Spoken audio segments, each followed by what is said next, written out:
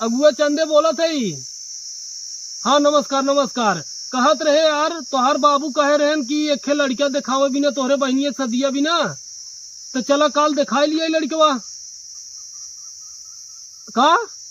अरे लड़कवा बम्बई यार कमात है जाना 20-25 हजार महीना का पावत है, प्राइवेट नौकरी करत है। लड़का बहुत सुंदर बहाई, बिया कई ना वजह जाना, ज्यादा मांग ना 1.5-2 लाख रुपया दे देबा कराए देबे। का कहा प्राइवेट नौकरी वाले से न बिया करबा। हाँ तो सरकारी लड़का हेरे जावा तो 10 लाख 15 लाख दहेज देवा जाना।